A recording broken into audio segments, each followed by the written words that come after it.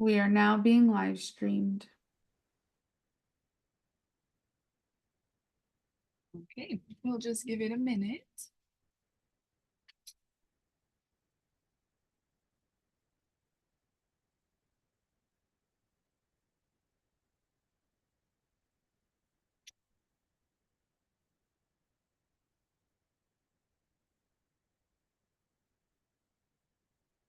All right, you ready to start? Um, I'll get started. You ready? Let's do this. All right.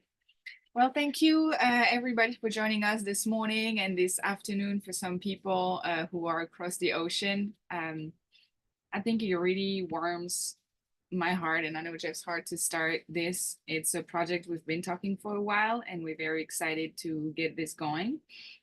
So thank you very much for your time and just, being with us on this journey. It means a lot for us. So in order to start, I think, a big important part of this project is kind of like to tell you guys how, it all started. How did Jeff came up with this idea? How are we together in the same room today, and what does it mean? Some of you probably know me, some don't. I'm Noah Dubois. My husband, Steven Nelson, was executed in February by the state of Texas, and Jeff here was his spiritual advisor. So almost a year ago, Jeff and Steven got in touch and they started to work together, and work doesn't really feel right because it's kind of like beyond work. At that time it was a partnership. Steven definitely needed Jeff's help to, navigate what it is to have a date, what it is to know that gonna be executed in a few months. And starting June 2024, Jeff and I, just got together and we started a big and very strong campaign for Steven. We had press conferences, we traveled to Austin, we had interviews. We really did our best for Steven. And at the same time, Jeff was really present to accompany spiritually Steven until, unfortunately, he was executed 3 months ago. I don't know if you want to add something, but yeah, I mean, it, before, we met and we knew each other. I mean, we, met under very difficult circumstances. We've become dear friends, and very thankful for Noah, very thankful for what she brings to the world. And, I think that it's important that we lift up those who love people on death row, those who are married, those who are friends, those brothers, sisters, all of those types of relationships. And so it really was my honor not just to walk with Steven, but also to walk with Noah, and to get to know her. And as we began to talk about what does it look like to create a space where this can continue, create a space where people can keep engaging this work, and perhaps even engage at a deeper level.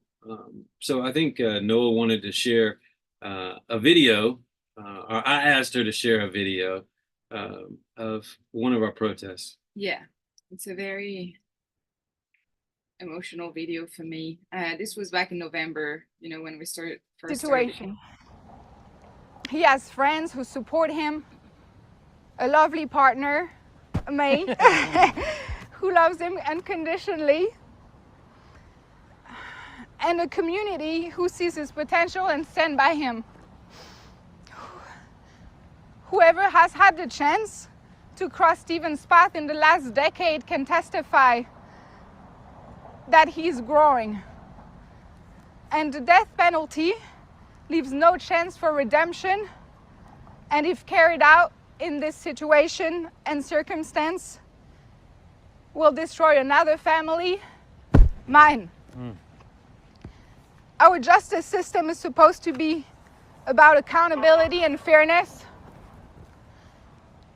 It's meant to give people a chance to pay for their mistakes in a way that's proportionate to their actions. In Stephen's case, this simply hasn't happened. Thank you. Perfect. Thank you. I love you. Thank you. So this is like when, the first time that Jeff and I, got really together to start the campaign we did for Stephen. It was a very hard moment, but, this is what we do, and this is what this project is for, because it's really complicated work. And I think that like the presence that, Jeff provided at that time really, helped me move forward and go forward and, continue to fight. So. And his situation. Yeah, I think, I guess, a lot of people here know me. Perhaps there's folks watching on the live stream that don't, but my name is Reverend Dr. Jeff Hood, and I work with guys on death row all over the nation, and it's difficult work, no doubt about that. But part of the blessing of the work is getting to interact with families, getting to interact with folks that love these guys. And I should say, we thanks to Noah, we have our first 2 women that we are working with. So I can't say guys anymore, but nevertheless, I think it's important for people to understand exactly what this work looks like. For me, I see that on the list of participants, there's a number of people who are here that I've encountered based on their relationship with persons who are facing execution. And I count it a tremendous honor that some of those folks are here, and some of those folks are present, some of those folks are with us. For me, my work is unquestionably motivated by my faith. I have a very firm belief that the ministry of Jesus was centered around presence. Jesus was present in order to share love, be love, share justice, be justice, share mercy, be mercy. And through that presence, Jesus was able to change the world. And as a follower of Jesus, I feel like it is my responsibility, first and foremost, to be present in spaces of injustice. Matthew 25 says, what you've done to the least of these, you've done to me. It goes on to say, I was in prison and either you visited me or you didn't. John chapter 8 talks about this woman who was caught in adultery, which would have been a capital crime during that time. She's thrown at the feet of Jesus. And instead of Jesus saying,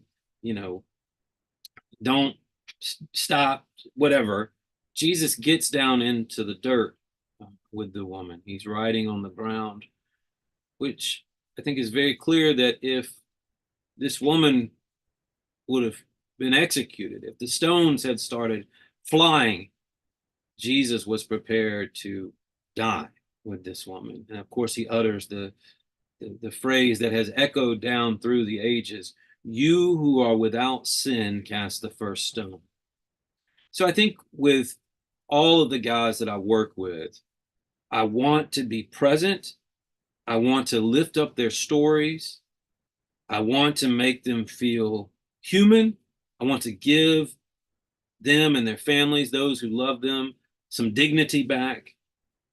And I also want to advocate as much as I possibly can to try to save their lives. I can tell you that every time I've been in the execution chamber, right now, I'm looking at possibly a 10th and 11th time in June, I can't help but walk out and feel like a failure. I feel like a failure because I wasn't able to save this person's life. And I have so many people who tell me, no, no, no, don't feel like that. It's not your fault. Even Stephen on the gurney said, it's not your fault. You know, you did the best you could. And I often will tell people, don't take that away from me. I want to always feel like I can do more, push harder, love harder, seek justice harder. And so I think that this project is about my dear friend, Noah Dubois, coming alongside me, helping, to push this work further. As I think a lot of you know, it is incredibly difficult to maintain this work. And for over 12 years, I've maintained this work by myself. I shouldn't say by myself. My lovely family has certainly been behind me. My wife, Emily, Dr. Emily Hood, the other Dr. Hood, has certainly been amazing. But the difficulty is that when I go to these places and when I do the advocacy and I do the sharing, we have 5 children. And so there's a lot going on at home. And there's not as much, I guess, help in terms of the advocacy and the presence and a lot of the ins and outs of what it takes to do this. And so I'm unbelievably thankful for Noah. And it was very clear in our work together for Stephen that we're a good team. We work well together. And, and I also think that Noah has very much integrated into our family, which has been really a blessing. The kids are always saying, when is Aunt Noah coming to town? And what time will Aunt Noah be here? And I guess I say all of this to say that I think the mission of the Execution Intervention Project is to create relationships that are that strong, to broaden the sense of family that comes with this work.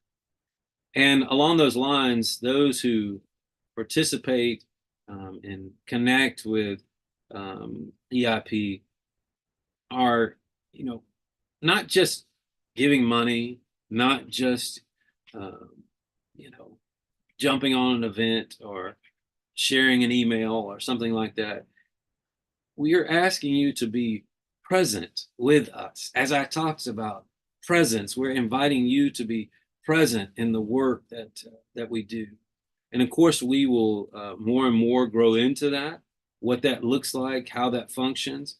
But I do know that on a very basic level, we are going to start having monthly Zoom meetings with supporters, let them know what's going on, where we're at, what we're working on.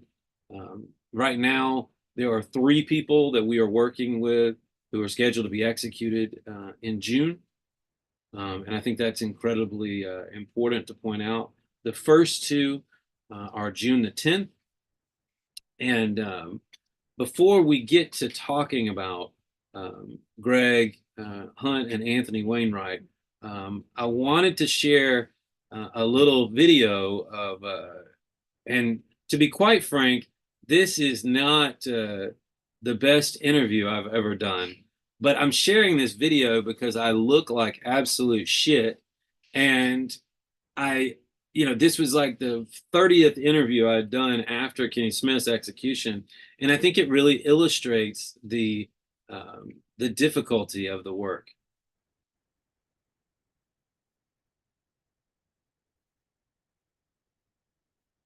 Quote, next steps to kickstart their execution chamber with experimental nitrogen gas.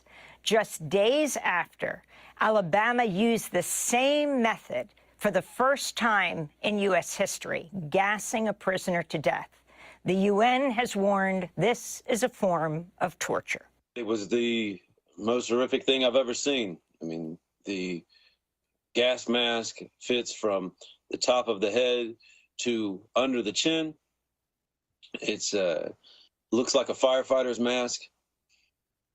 Once the execution began, it was very clear that Kenny was suffering immensely. He begins to pump back and forth. It really looked like a fish out of water, a fish on a dock. As he pumps back and forth, the gurney was shaking. Very clear he was resisting or pushing against the restraints. There was spit, mucus, all sorts of fluids coming out of his mouth, and it was hitting the front of the mask. And so what that looked like was, mucus, and these fluids were streaming down the mask. He was very clearly in unbelievable duress. His face was turning purple and red. His eyeballs looked like they were about to pop out. It was horrible. It was absolutely horrible, and it was shocking that this is taking place in a nation that prides itself on being one of the human rights leaders of the world. Ohio lawmakers are taking the, quote, next steps to kickstart. Yeah, I wanted to again show that particular clip because I think it does illustrate the difficulties of doing this work, but it also illustrates this, and I think there's going to be people who laugh when I phrase it like this, but the evangelism of this work, the nature of sharing the good news that there is a better way than killing each other, that love has shown us a better way. And so I hope that EIP, my work, our work together can continue to be an evangelism of abolition. So we are an evangelistic organization pushing the gospel of abolition. How about that? I like it. Before we move to the next step, I just wanted to add my little piece here.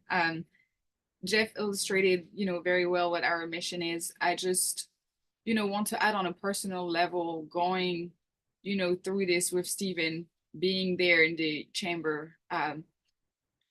My only thought was there are people out there who don't have nobody to, do that with. And I know how scared, Stephen was, and not just, that day and on the gurney, but, months before that. He had questions that, he didn't want to burden me with. He had thoughts he wanted to share. He was, scared, confused. And I just want to make sure that, people who go through this don't go through this alone, because it is, it's hard. It's one of the hardest things I did in my life, and I can't even imagine being in his shoes and having to be alone in that moment. So I think that's why it's, this project is so important to me on a personal level, and, beyond our collaboration and working with you. It's because I was there, and I can't even imagine, just not having nobody to talk to, because it's horrible. So, but moving on to the next steps. Yeah, I think, here, hand me this. Behind you. Those posters. Yes. So this is, well, hold on. There we go. This is Greg Hunt, and we are prepared to work our asses off for Greg Hunt. Greg and I spoke last night. Greg is scheduled to be executed June the 10th at 6 p.m. Central Time. Greg is amazing. He is a pastor of a congregation on death row. So there's about 25 or so guys who come and hear his preaching and engage with him every Sunday morning. And I want the world to know about Greg.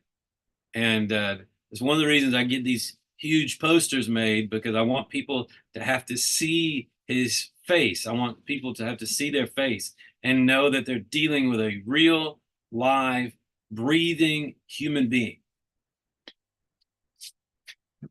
This is Anthony Wainwright.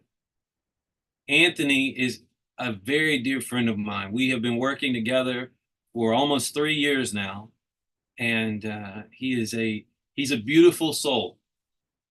His wife Sam is a really close friend of mine. She's wonderful, and we've worked together to try to advocate for Anthony. Anthony is facing execution June the 10th at 6 p.m. Eastern time. So I want to make this clear. Otherwise, sorry. Thank you. I want to make this clear. These two guys are facing execution at the same time on the same day. And these are two guys that I've worked with for a while. And so the system is pushing me, if we do not get a stay in one of these situations, I'm going to be forced to decide which person I'm going to be with in the execution chamber. I mentioned that to say that the system gives us impossible choices. These are impossible situations. But I do believe that with God, all things are possible. And so Greg has done multiple interviews. We're preparing for multiple press conferences next week. We want to encourage everybody to tune in and engage. There will be press conferences and rallies and whatnot in the weeks ahead. And I do these things because I think it is so important for these guys to be heard. I feel like there's so many people who perhaps some lawyers, not all lawyers, but some lawyers want their clients to be quiet. I do not want my guys to be quiet. I want them to be loud. I want them to be present, and I want them to be heard. Because I don't just think that they're speaking for themselves. I think that they are speaking for all of us, the best inclinations for all of us. Hope, love, justice, mercy. And they are able to speak to us in a way that I think is very, very unique. And so, again, there's two paths that we're on. One is, of course, we are trying to save these guys' lives. But on the other hand, we are trying to, and I use a lot of this type of language, so forgive me, but we're trying to save their souls. And I'm not talking about getting them to believe certain things or getting them to subscribe to certain religious ideas. What I'm saying is to help them feel like human beings, to give them some dignity back. So again, the mission of EIP, the Execution Intervention Project, is to intervene in the execution process, to let people know that they don't have to kill these guys, but also to intervene in a dehumanizing process and restore humanity for all the guys that we work with. That's very well said. And yet to add to that, this accompaniment, this support that is very much needed. It's, kind of like taking I don't want to say a toll, but it does require, support. It does require energy. And I know the work that Jeff does, it is tiring. I mean, I've seen him after, the execution of Stephen. It was very hard. And those, require support. And that's why I think, Show on the website. You want to see the website? Yes. Okay, let's see the website. No, man, I'm going to tell y'all something. Noah did an amazing job on this website. Took me a while. Okay. All right, I'm just gonna get a quick run through. This is our homepage. We have the explanation of everything that we provide. So You know, this is a summary of the mission, relationship building, public theology, prophetic activism, and ministry accompaniment. So this just englobes the support and the accompaniment that we provide, you know, individuals on death row, more precisely with execution dates. If you haven't, subscribe here. This will allow us to reach out to you guys and, you know, have you involved with us, what our next steps are, like how can you help us. We will be, you know, sending emails and releases.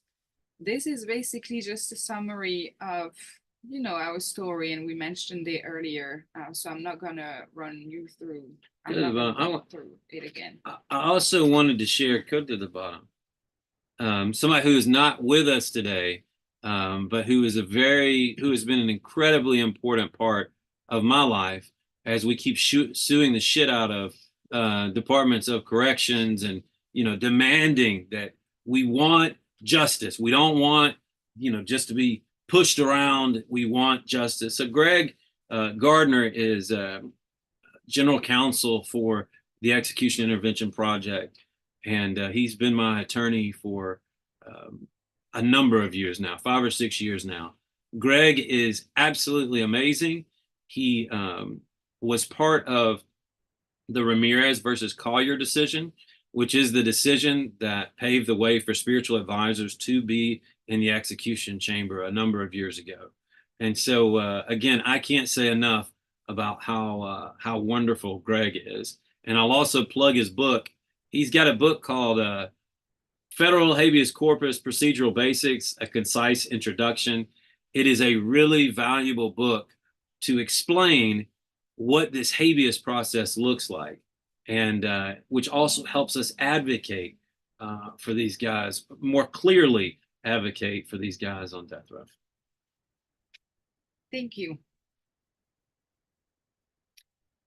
We also had a very specific page that I want to circle back to at the end.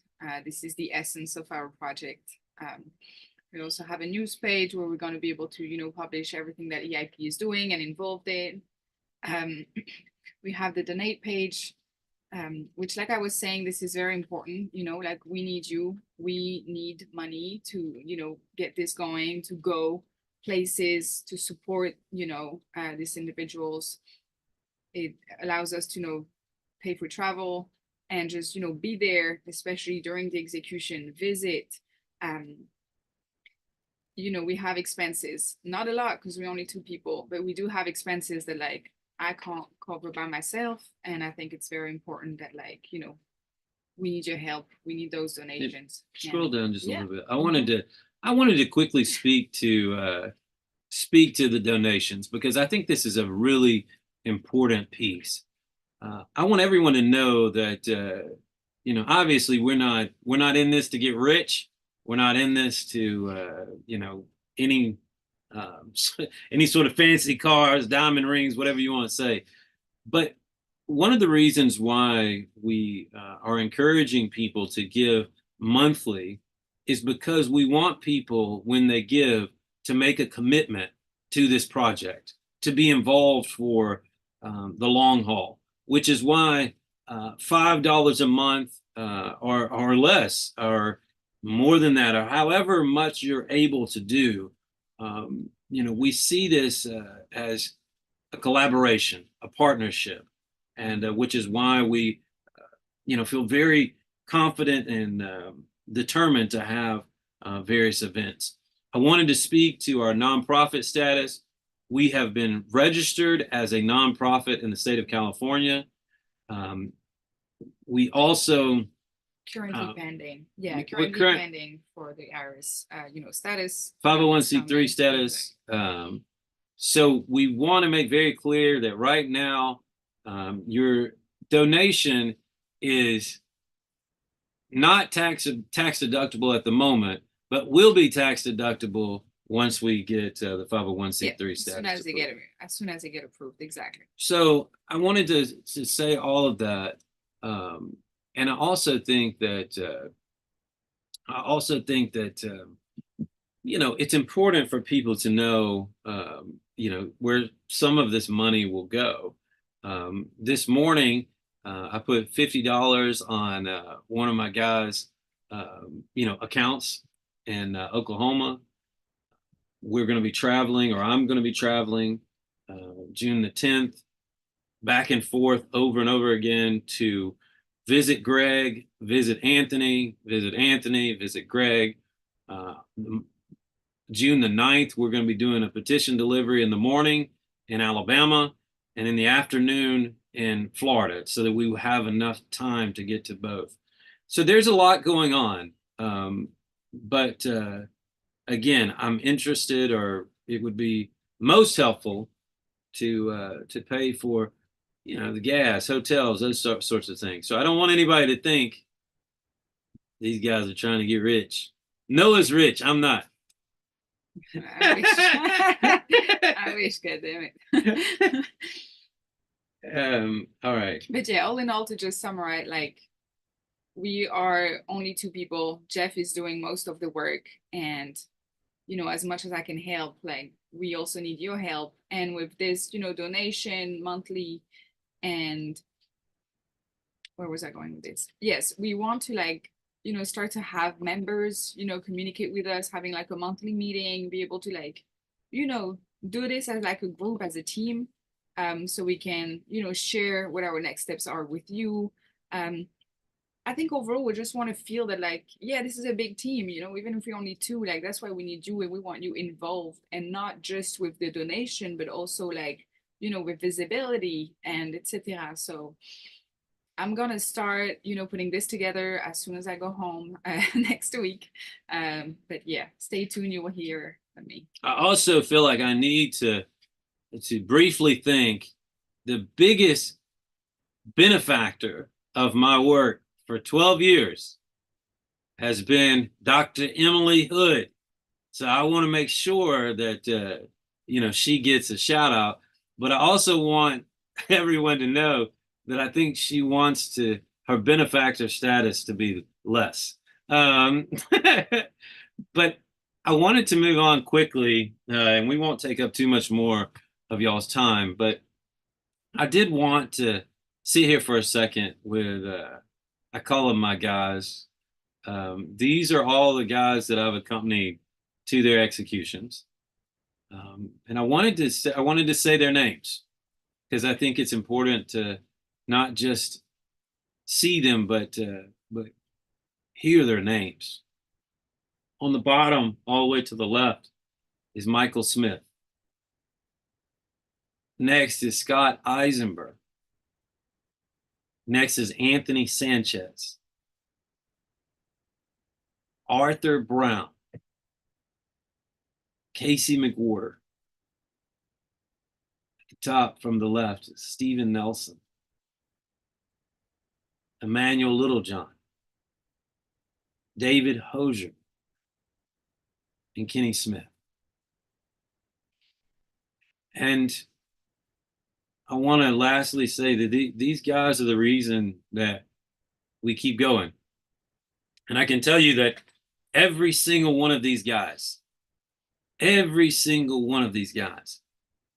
there at the end said, keep going. Don't stop. Keep going. Keep fighting. And so that's what we're doing. We're going to keep going, and we're going to keep fighting. We have to. There's Right. nothing else we should do. So Right. Well, we have a couple of questions I see here. Jeff, how do you take care of yourself after an execution? Wait. Go on. well, It's a tough process. I mean, I think I'm very lucky to have 5 children, a wife who love me very much, and I think that I push into them. I mean, these guys on the screen are my why, and my family is my why. and they keep me going. I've been to a lot of therapy, but I'm gonna be honest with you, I hate therapy. Yeah, but you need it back. Because I Please get help me. I get so many people who I sit down with them and they say, I have absolutely no idea what you're talking about. I can't relate to this. So I think that's a struggle. But I will say that there's a number of priests in my life, my bishop, it's who are wonderful to me and who lift me up and encourage me, want to give breaks and help. And I will tell you that one of the most beautiful gifts I've ever been given from the church is right before the execution of Kenny Smith, my bishop, Bishop James St. George in Philadelphia, flew down and wanted to just fly down simply to pray with me before the execution. And again, I will never forget that. So Ashley, it's not a perfect science, and I'm doing the best I can. Is about the best way I could say it.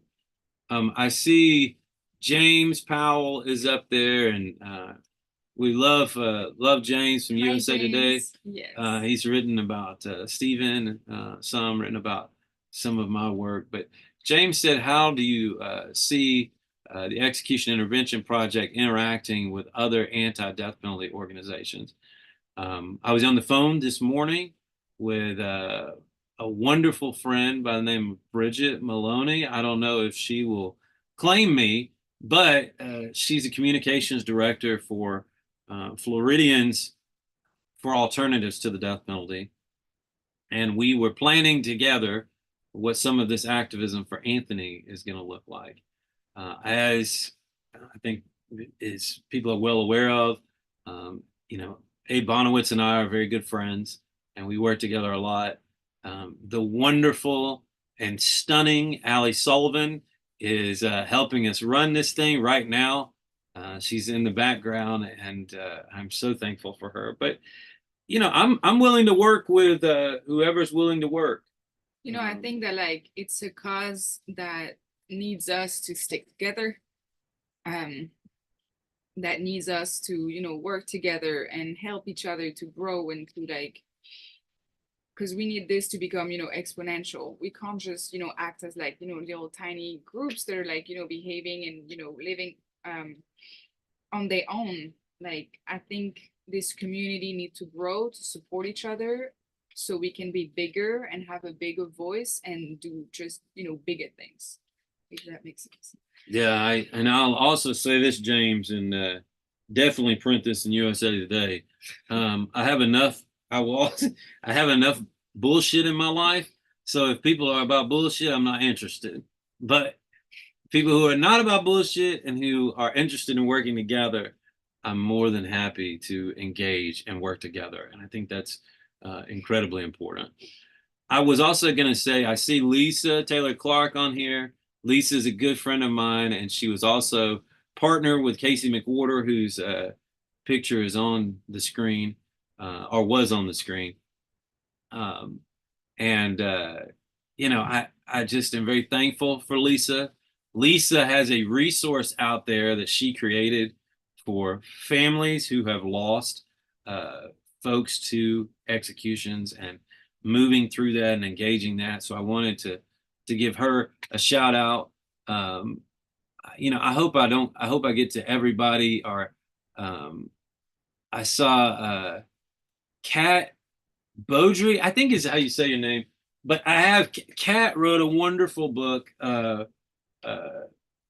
think it's here. I got it. That she sent me in the mail. Let's see, right there. Called Bone Orchard. Check it out. Really amazing stuff. And I'm Penny Pollock is on here. She is a member of my church, so she can tell you how crazy my sermons are every Sunday. St. Oscar Romero, Old Catholic Church. Check it out. But I think with that said, I think unless anybody has any more questions, I think we're ready to wrap it up. But in order to wrap it up,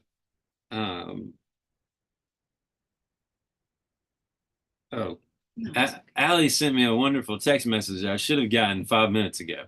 But I wanted to give everybody a blessing before we go.